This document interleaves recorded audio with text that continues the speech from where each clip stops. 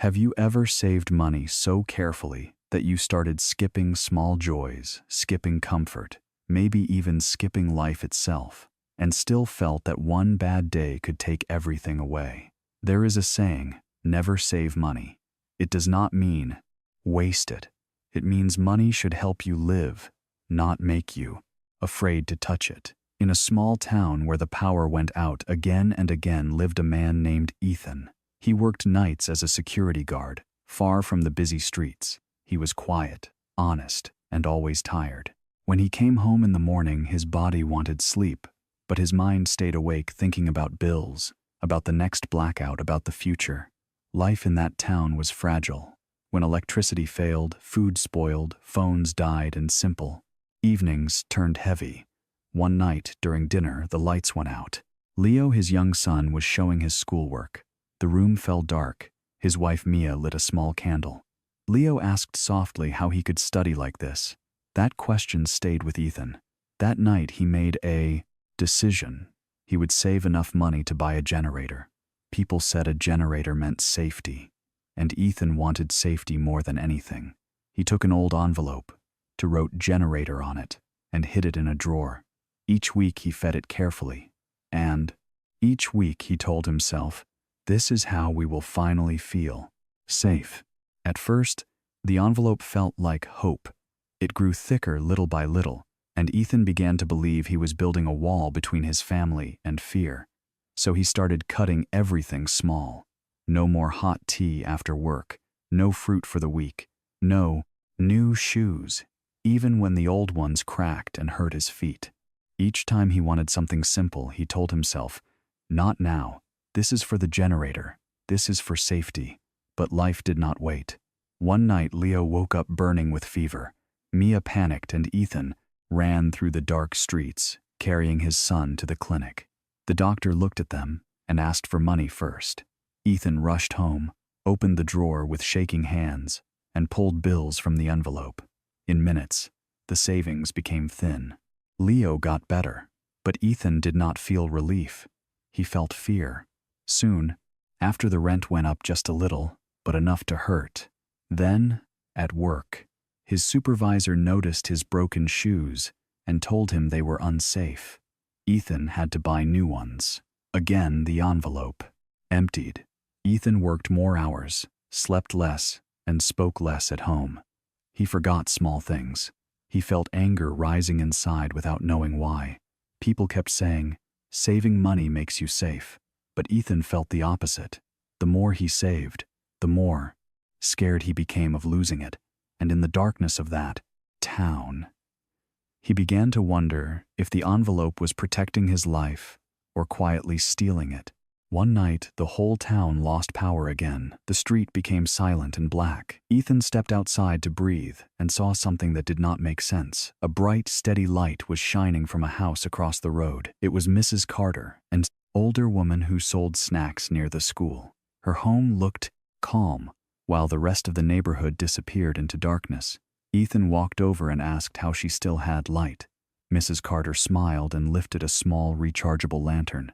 She said she charged it when the power was on. Then, when the power went out, she rented it to neighbors for a small fee. She also let them charge their phones. It was simple, it was quiet, but it worked. In that moment, something shifted inside Ethan. Money, hidden in a drawer, stayed silent, but money used with purpose could return, not as fear, but as help. Ethan went home holding the thin envelope in his hands. He sat at the kitchen table, while the candle trembled in the dark. For the first time in years, he did not push the envelope away like it was dangerous. He opened it, counted the remaining notes, and felt no comfort, only a tight weight in his chest, because he finally understood. Saving alone was not making them safe. It was only teaching him to hide. If you have ever felt this kind of fear, comment 8. I want to know you are here. When Mia woke up and saw him at the table, she asked quietly if he was still saving for the generator. Ethan shook his head, not with confidence but with honesty. He told her he did not want to save, only to feel safe anymore. He wanted to build something that could actually help them live through each day. Mia looked worried. because worry had become a permanent guest in their home. But she listened, and that listening alone felt like relief. The next morning, Ethan used part of the hidden money to buy 2 rechargeable lanterns and a small phone charger. His hands felt unsteady the whole way home. Spending felt like danger, and danger felt like failure. But he kept walking. He made a small agreement with a barber nearby. Ethan would help close the shop at night, and in return, the barber would let him charge the lanterns during the day.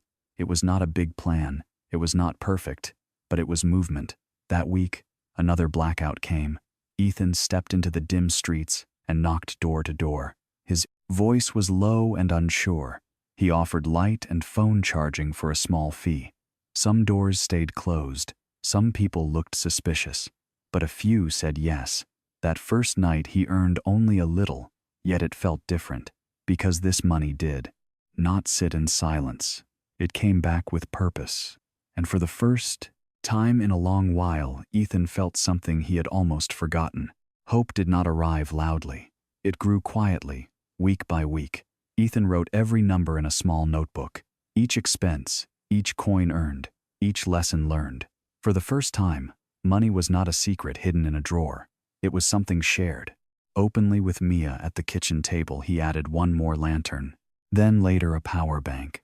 Some nights were slow, some nights were better. He learned what worked and what did not. Leo began helping too, carefully writing down names and times, proud to feel included, proud to be part of something that was growing. Their home began to change in small ways. Meals felt calmer, conversations felt softer. The rush to beat the darkness no longer filled the room. Neighbors knocked on their door, not with pity but with respect, asking if Ethan had light available. One stormy evening, a lantern was damaged, and the old fear returned like a familiar shadow. For a moment, Ethan felt the same tightness in his chest. But this time he did not freeze. He used part of his earnings to repair it. He adjusted his plan. He moved forward. Months later, he bought a small solar panel, modest, but enough to keep their tools alive. And when the power failed again, their house stayed bright, steady, and warm. Leo asked if they were, finally, safe. Ethan smiled gently. Safety was no longer about hiding money. It was about building something that could stand again tomorrow. That night, Ethan took the old envelope from the drawer. It was thin now, worn at the edges. He flattened it slowly and placed it inside the notebook, not as a plan, but as a reminder of the man who believed safety meant hiding. A reminder of the months he skipped meals, skipped comfort, skipped life itself just to watch numbers grow. People in town began to praise him. They said he was disciplined. They said he knew how to save. Ethan only smiled quietly because he knew the truth. Saving alone did not protect his family. It only taught him to fear every small problem. It made him guard money like it was a fragile secret. But using what he had with care and purpose changed everything. Not overnight, not perfectly, but steadily, in a town where darkness used to win again and again. Ethan, I learned that life does not wait for full envelopes or perfect plans. Life grows through small, brave steps taken while the fear is still close. And when the lights went out one more time, Ethan did not panic. He simply turned on the lantern and watched his son study in calm, steady light. If you made it this far, comment too, so I know you are still here. As the months passed, Ethan noticed something even more valuable than steady income. He noticed peace, not the kind that comes from having a large amount of money sitting untouched, but the kind that comes from knowing you can respond when life moves. The solar panel on the roof was small. It did not power the whole house. It was not impressive. It was not perfect, but it worked, and that was enough. Ethan no longer counted money to measure safety. He measured it in skills, in relationships, in simple systems that could stand a storm. He had learned how to earn during a blackout, how to repair instead of panic, how to adjust instead of hide.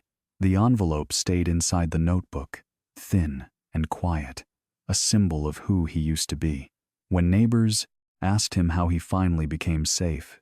Ethan answered gently, "Safety is not about protecting every dollar. It is about giving your money direction. Because money without purpose creates fear, but money guided with care creates options, and options create strength." In a town where darkness still visited, often Ethan no longer feared the night. He had stopped hiding from life and started building within it. Small steps taken consistently, even when the lights go out. Years later, the town still faced blackouts. The power still failed without warning. The nights were still long, but Ethan was different. When darkness arrived, he did not feel that tight weight in his chest anymore. He did not rush to protect a drawer or count fragile notes under candlelight. He simply checked his tools, adjusted what needed care, and kept moving. Leo grew older, studying under steady light, learning not only math and writing but something quieter and stronger. He learned that money is not something to fear or worship. It is something to guide. Mia no longer sighed in the dark. She moved through the house calmly, knowing they had built something that could stand tomorrow. Ethan sometimes opened the notebook and looked at the old envelope. He would run his fingers over the faded word, generator, and remember the nights he believed safety was something you could lock away. Now he understood. Safety is built, not stored. Money is a tool, not a shield. And life does not wait until you feel fully prepared. It moves in the dark. It moves in uncertainty. It moves with small decisions made bravely. In that small town, nothing became perfect. But one family stopped hiding and started creating light wherever they stood. Ethan once believed safety was a generator and a thick envelope hidden in a drawer. He believed if he saved enough, life would finally stop hurting. But life kept moving. A sick child, a rent increase, a broken pair of shoes, and the envelope emptied again and again. Then, one quiet night, he saw a different kind of safety. Not in a drawer, but in a simple lantern used with purpose. That is where everything changed. He stopped saving, only to feel safe, and started building something small that could help his family live through each day. He learned to use money carefully, to create value, to create options, to create light. And the lesson is simple. Saving matters, but saving without purpose can turn into fear. If money is making you anxious, ask yourself this: is it protecting your life, or are you protecting it from life? Start small. Build something useful. Track it. Learn. Adjust. Because real safety is not what you hide. It is what you build, one brave step at a time.